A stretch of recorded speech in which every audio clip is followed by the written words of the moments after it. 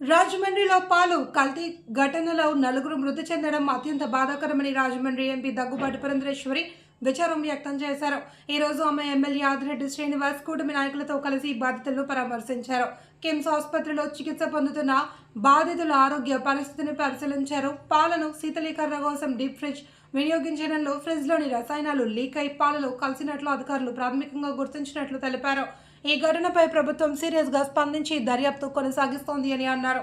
మృతుల కుటుంబాలకు ప్రభుత్వం ఎక్స్గ్రేషియా ప్రకటించింది అని, బాధితులకు ప్రభుత్వం మెరుగైన వైద్య చికిత్స అందిస్తుంది అని హామీ ఇచ్చారు. ఇలాంటి ఘటనలు పునరావృతం కాకుండా కఠిన చర్యలు తీసుకుంటామని స్పష్టం చేశారు. కనువిప్పుగా మనం అందరం కూడా భావించాలి. ఈ యొక్క కల్తీ పాలు తాగిన తర్వాత 15 మంది దగ్గరగా హాస్పిటల్ అడ్మిట్ అయితే నలుగురు మరణించడం జరిగింది. 11 మంది ఇంకా ట్రీట్మెంట్లో ఉన్నారు. 2 చిన్నారులు కూడా ఉన్నారు. ఒక బిడ్డ అయితే 2-3 నెలల బిడ్డ అని చెప్పి తెలియవచ్చినటువంటి విషయం. ఇంకొక బిడ్డ అయితే 5-6 సంవత్సరాల బిడ్డ. వారిరువురు కూడా అక్కడ రెయిన్బో హాస్పిటల్లో ఉన్నారు. మిగిలిన వారు ఇక్కడ కిమ్స్ హాస్పిటల్లో వైద్య సౌకర్యం సహకారం వాళ్ళు అందుకుంటున్నటువంటి నేపథ్యం. అంటే ఒక రకంగా కల్తీ పాలంటే ఈ గణేష్ అనేటువంటి వ్యక్తి ఎవరైతే పాలు అందరికీ పోస్తూ ఉంటాడో అతను స్వయంగా గొడ్లని ఆవుని పెట్టుకోవటం కాకుండా 42 మంది రైతుల దగ్గర నుండి పాల సేకరణ చేసి రోజుకి 120 లీటర్లు ఈ ఇళ్ళకి పోస్తూ ఉంటారు. 106 ఇళ్ళకి పోస్తూ ఉంటాడు. ఆ సందర్భంలో అతను ఏదైతే రాత్రి సేకరించిన పాలు డీప్ ఫ్రీజర్లో అంటే చిల్లింగ్ కోసం అని చెప్పి చల్లగా ఉండాలి, పాడవకూడదు అనేటువంటి ఆలోచనతోటి చిల్లర్లో ఏదైతే ఈ పాలు అతను నిల్వ చేస్తూ ఉంటాడో దాని నుండి అక్కడ చిల్లింగ్ కెమికల్ లీక్ అయినటువంటి సందర్భంలో ఇథిలీన్ గ్లైకాల్ అనేటువంటి ఈ కెమికల్ లీక్ అయ్యి పాలల్లో కలిసిపోయి కల్తీ అయినటువంటి నేపథ్యం. 15వ తారీఖున అందరూ కూడా అతనికి కంప్లైంట్ చేశారు. పాలలో టేస్ట్లో మార్పు వచ్చింది, చేదుగా ఉన్నది అనేటువంటి విషయం అతనికి తెలియజేశారు. కానీ అతను కూడా ఇది ఎక్స్పెక్ట్ చేయలేదేమో, ఏదో గొడ్లకి బాగాలేదు అనేటువంటి ఒక నెపంతో ఈ పాలను అందరికీ పోయటం అనేది కొనసాగించాడు. ఆ సందర్భంలో మీరు చూసినట్లయితే చాలా వరకు 60 సంవత్సరాలు పైబడినటువంటి వారు, అదేవిధంగా 5 సంవత్సరాలు లోబడినటువంటి పిల్లలకి బాగా దీని యొక్క ఎఫెక్ట్ కనబడటం జరిగింది.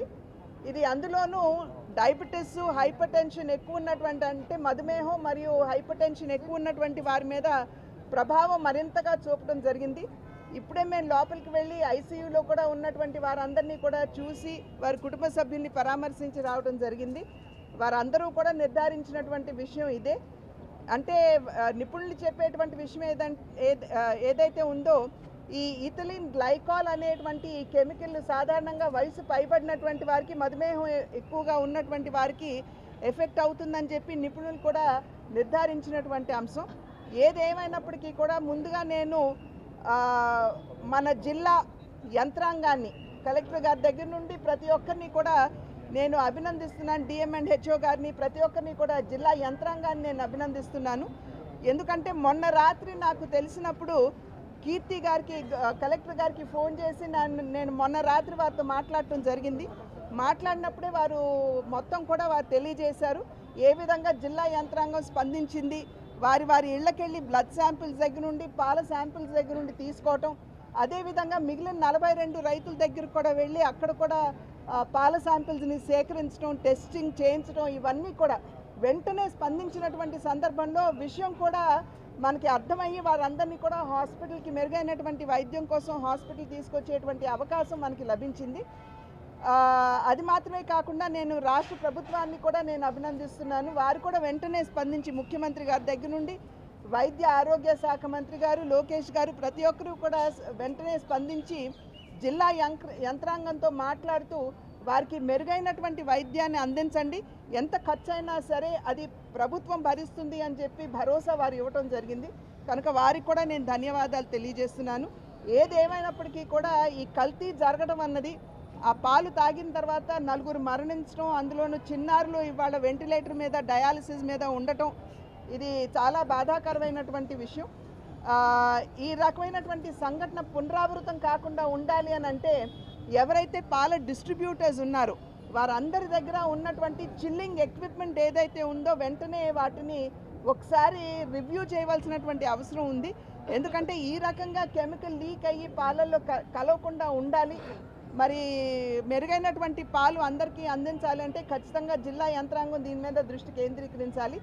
అదేవిధంగా పాలు సేకరణ ఏదైతే జరుగుతుందో ఈ పాల రైతులు ఎవరైతే ఉన్నారో అక్కడ కూడా గోవుల దగ్గర వారు ఏమైనా హార్మోన్స్ ఏమైనా వాడుతున్నారా, ఎందుకంటే కొన్ని సందర్భాల్లో చిక్కదనం రావాలి అని పాలు ఎక్కువగా గొడ్లు ఇవ్వాలని ఆవులు ఇవ్వాలని చెప్పి వాటికి హార్మోన్ ఇంజెక్షన్లు కూడా ఇస్తూ ఉంటారు. కనుక అటువంటి ఏమన్నా ఇస్తున్నారా, ఇస్తుంటే కనుక వాటిని నిరోధించడం, ఈ రకమైనటువంటి విషయాల మీద కూడా జిల్లా యంత్రాంగం వెంటనే దృష్టి పెట్టాలని నేను కలెక్టర్ గారితో కూడా మాట్లాడటం జరిగింది. వారు కూడా వెంటనే స్పందించి ఖచ్చితంగా ఆ దిశగా చూస్తామని చెప్పారు. ఏదైనా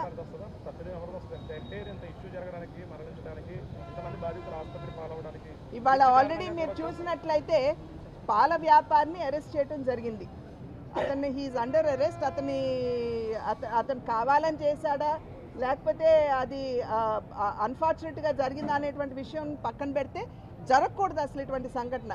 ఇవాళ అతన్ని కస్టడీలోకి తీసుకున్నారు. Nobody has let him out. So జిల్లా యంత్రాంగం ఖచ్చితంగా దీని మీద జిల్లా యంత్రాంగం రాష్ట్ర ప్రభుత్వం దీని మీద దృష్టి పెట్టి కఠినమైనటువంటి చర్యలు ఖచ్చితంగా తీసుకుంటారు.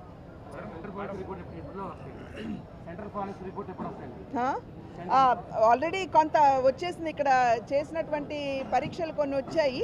293 శాంపిల్స్ అనుకుంటాను తీసినట్లయితే దగ్గర 280 శాంపిల్స్ అనుకుంటాను. 293 తీసుకుంటే 241 మనకి ఆల్రెడీ అందరి దగ్గర కలెక్ట్ చేసినటువంటి శాంపిల్స్ రిపోర్ట్స్ వచ్చాయి. వారిలో అంత ఇబ్బందికరమైనటువంటి పరిస్థితి లేదు అనేది మనకి తేటతెల్లమైంది. మిగతావి త్వరలో